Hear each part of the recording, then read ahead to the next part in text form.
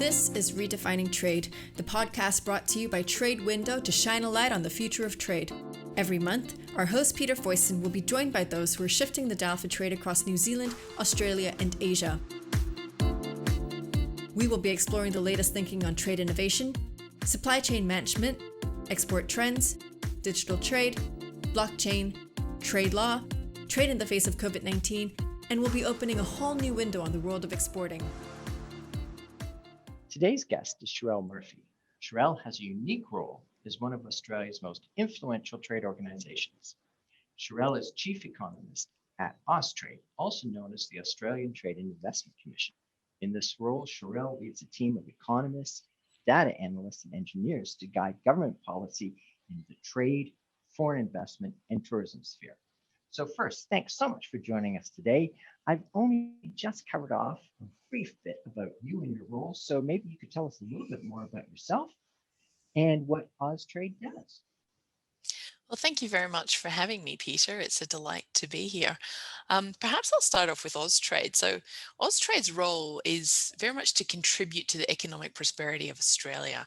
And we do that by helping Australian businesses, educational institutions, and tourism operators as they develop and move into international markets. We've also got a task in helping Australians to win productive direct investment and also helping Australia to strengthen its tourism industry. As well as those roles, what Austrade does is it helps Australian citizens with some consular and passport services in certain locations overseas too. So quite a broad range of tasks. I'll say. Indeed. Now, I've come to Austrade from ANZ, the bank, which you're very familiar with, both, of Absolutely. course, in New Zealand as much as in Australia. I spent the most part of 15 years as a senior economist there, so I'd been there a long time. I've also spent some time at the Reserve Bank of Australia, and I also have dabbled in journalism. So for about 5 years, I was a journalist at the Australian Financial Review. So in the economics branches, which is what I lead up, obviously, here at Austrade, we've got sort of several different sections. We're very much the data and analytical hub for the organisation. We produce national statistics on tourism, and we've got a very strong analytical team. We also have a machine learning and evaluation group that draw meaning from both public and organisational data to provide what we hope are pretty deep insights into both industry level across the trade, tourism, investment sector, but also even at the organizational level. We have some fantastic data and analysts who are capable of pulling meaning out of it, obviously. And then finally, we have the economics team, and that's got a very strong focus on trade, foreign investment analysis. Within that team, we help both our internal and our external stakeholders to really understand what's going on around them. And that might be anything from why iron ore prices are so high to where the next possible market for Australian wine exports might be. So quite a broad range. Well, that's outstanding. Now, you get to work pretty closely with a lot of Australian exporters. Would you say you provide a voice for them when it comes to guiding and influencing policy?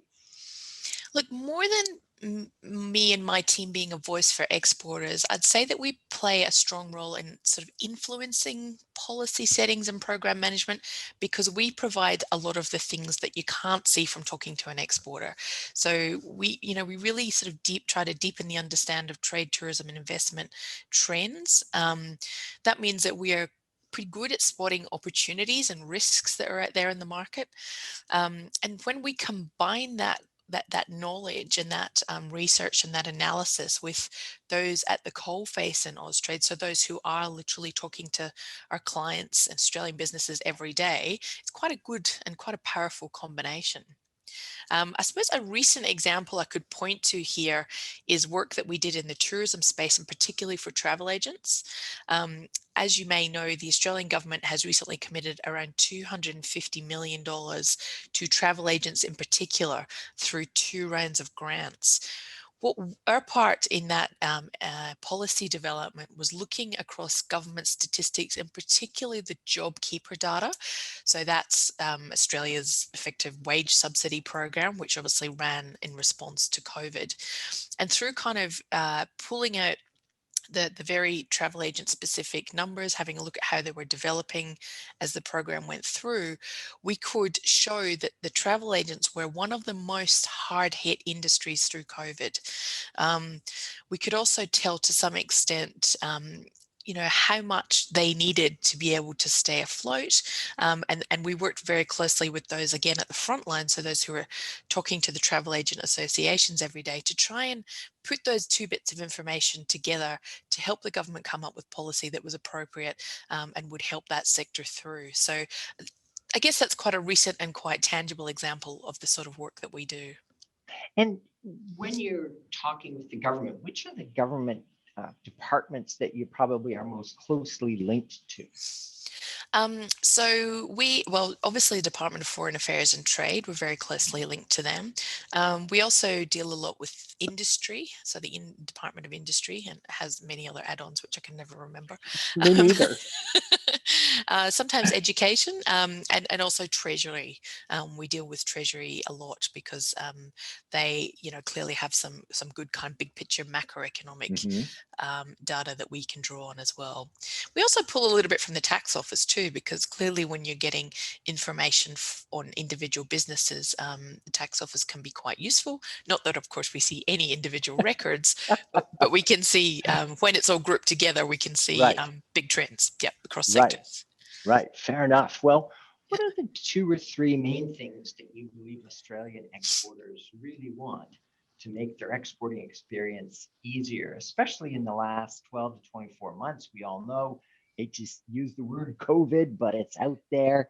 And Yeah. even though both Australia and New Zealand, are in a slightly different position, or a very different position than many countries in the world, it's been a really trying time, and requires a lot of changes and different kinds of activities than you might have experienced before. So that would be something that could be really interesting, I think, for the viewers in terms of what is the key things happening here.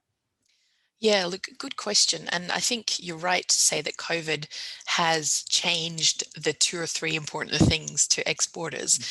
At the moment, and really for the last 12 months, one of the main things has just been stable and secure supply chains, something that we completely took for granted prior to COVID.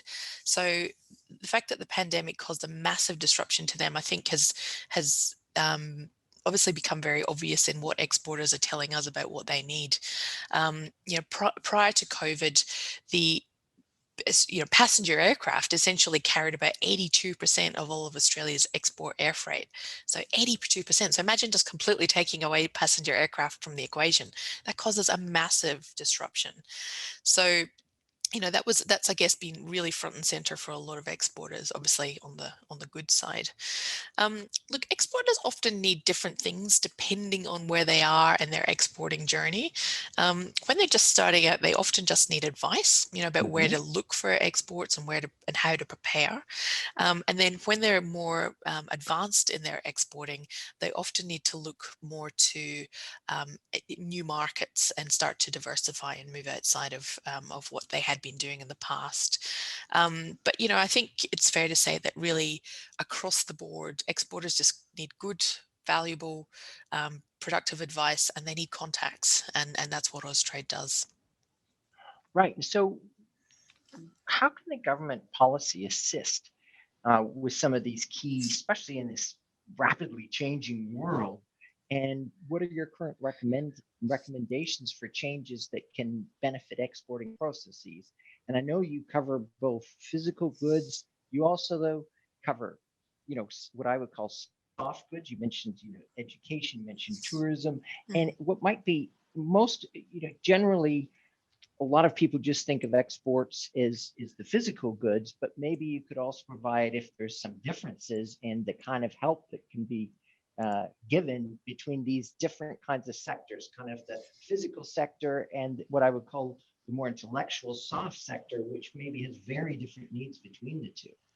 Yeah, that's right. It certainly does. And, as is alluded to before, if you're a goods exporter, you need a plane to get your products overseas. If you're a services exporter, really probably what you want is the borders to open, but that's another matter. Um, just to give you, I guess, a practical example of what the government has been doing here, we put in place a program called the International Freight Assistance Mechanism.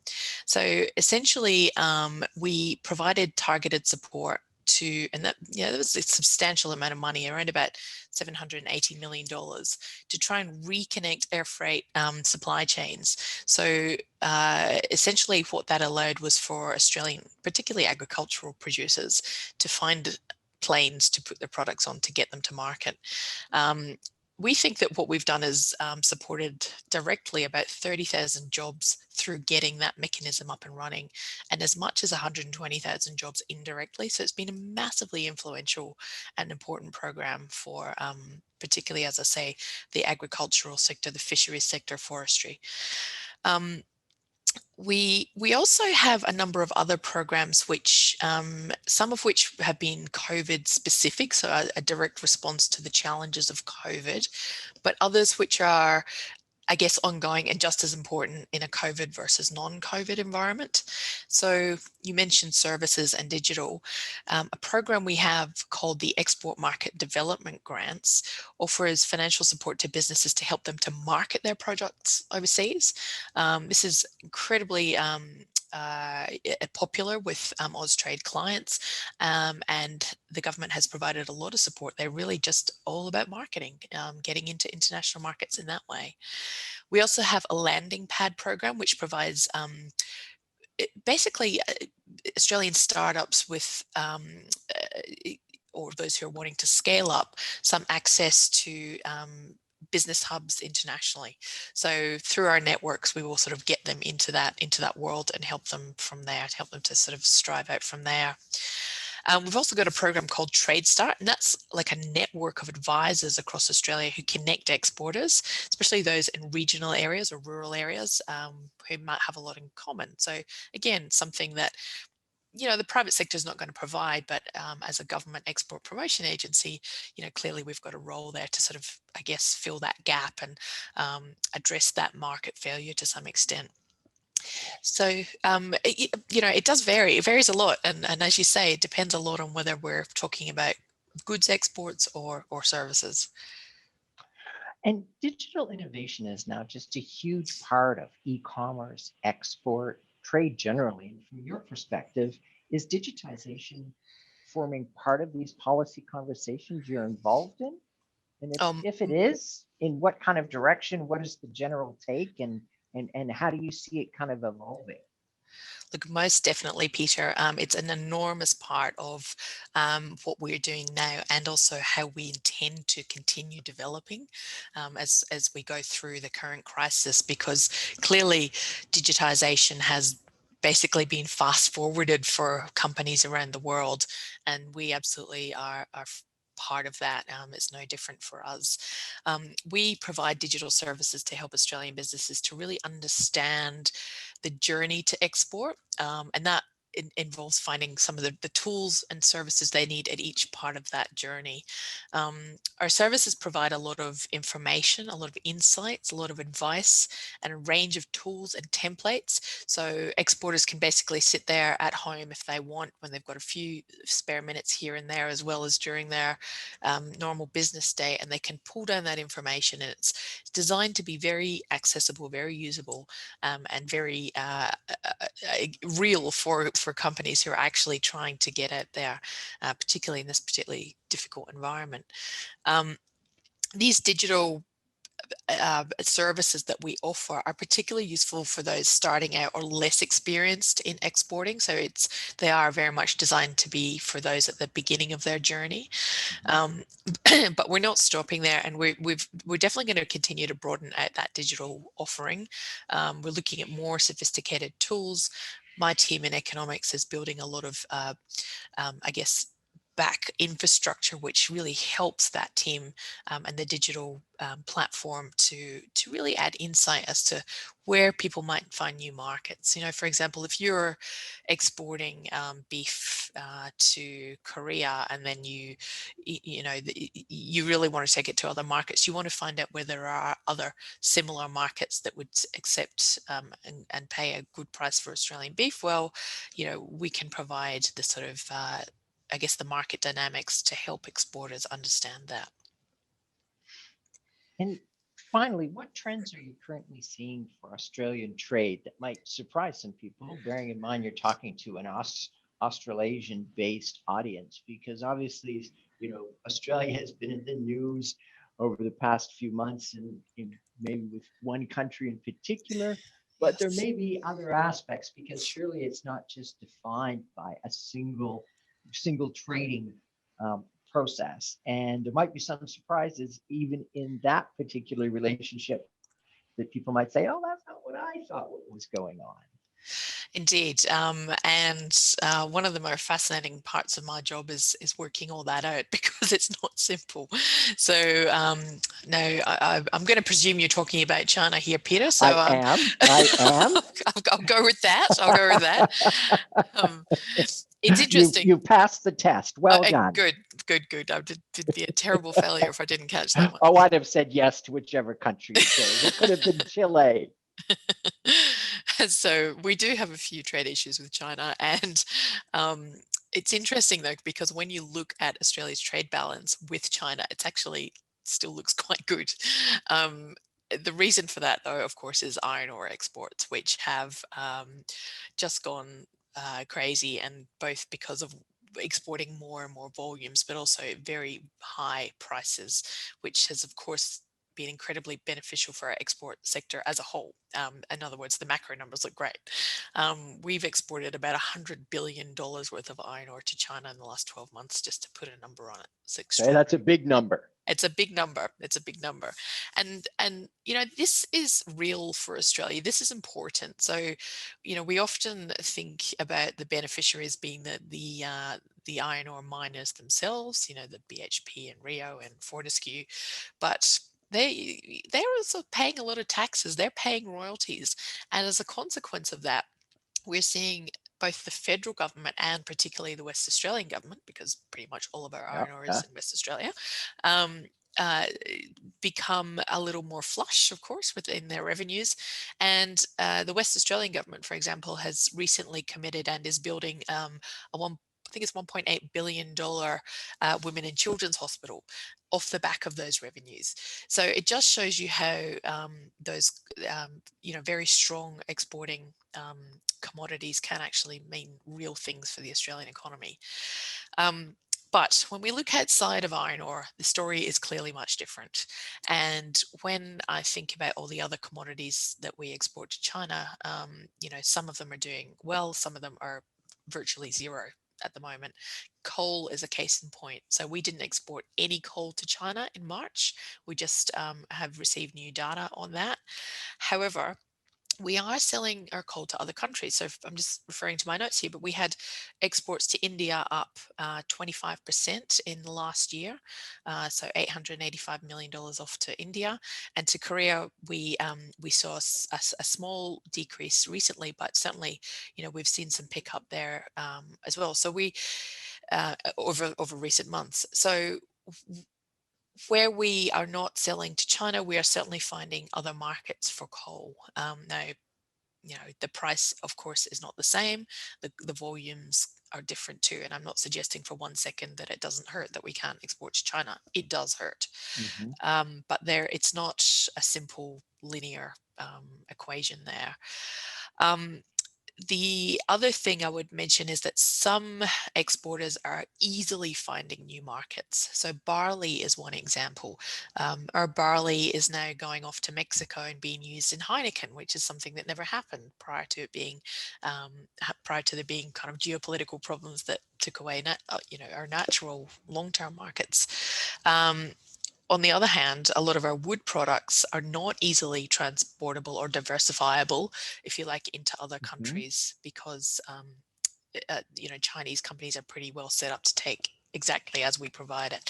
So there are very different stories going on depending on the commodity. It is not a simple story, it's multi-layered, and it really very much depends on what industry and what commodity you sell. And how do you account from a trading perspective, what I would call the services side? Because, Yep. I know in a domestic environment, services, of course, accounts for quite a high proportion. But when you think of the services that are normally traded, or utilized, how are they kind of coping with with this unique situation? Look, What's the numbers telling you here?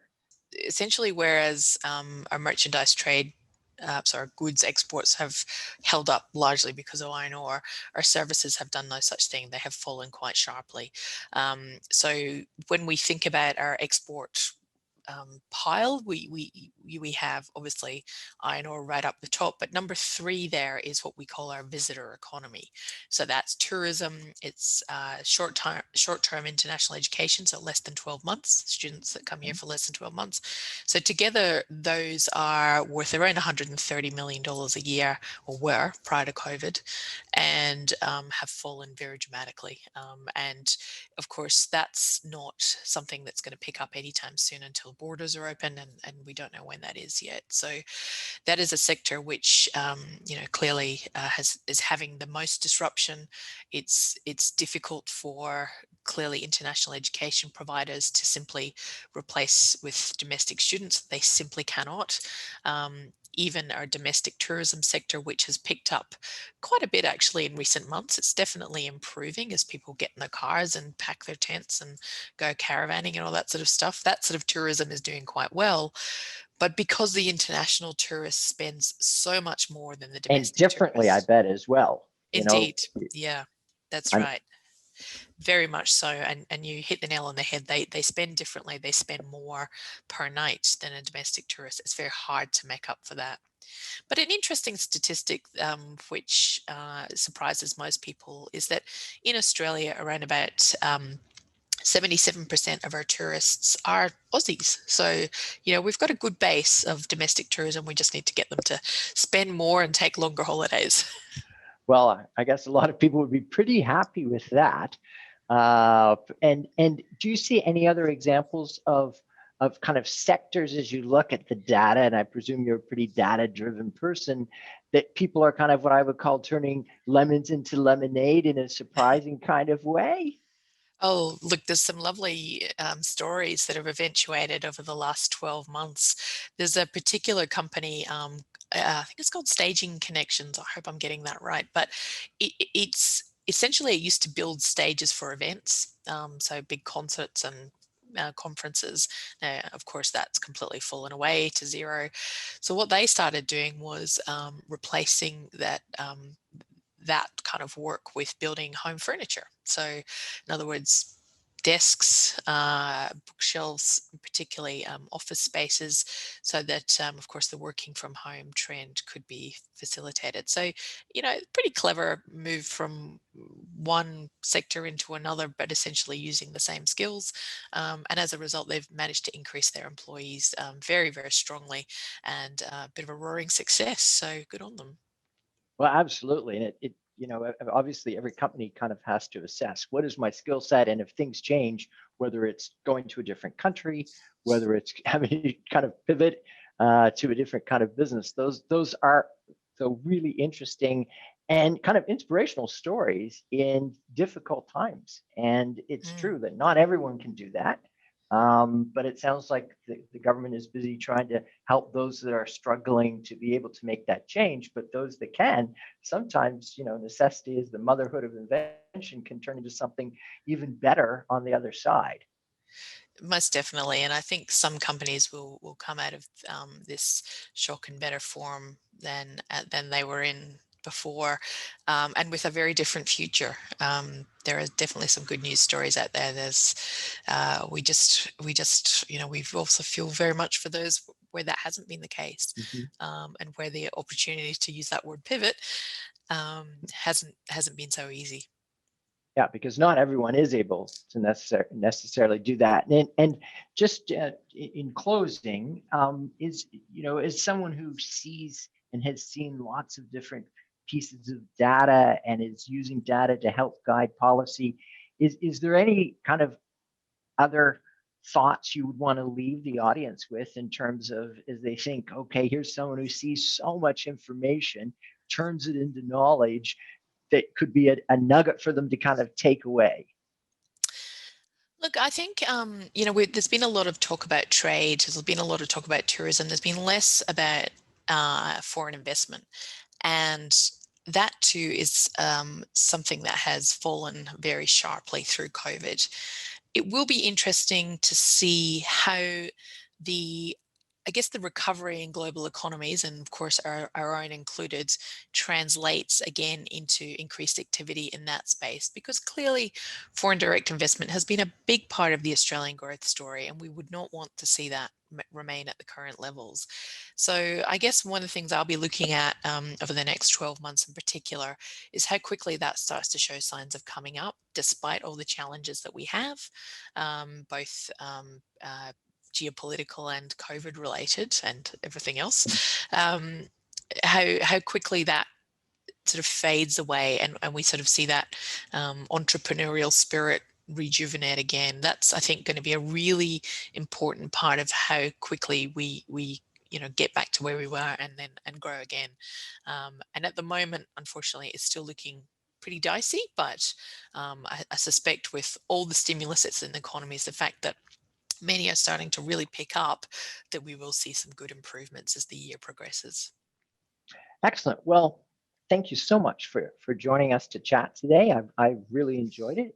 And to our listeners, again, we'd love to hear any questions or suggestions you have for the Redefining Trade podcast. Look out for our contact details in the show notes, or email us at redefiningtrade@tradewindow.io. And thank you so much. Thank you. This has been Redefining Trade by TradeWindow with our host, Peter Foyston. Thanks for listening. Make sure you hit subscribe and keep an eye out for the next episode.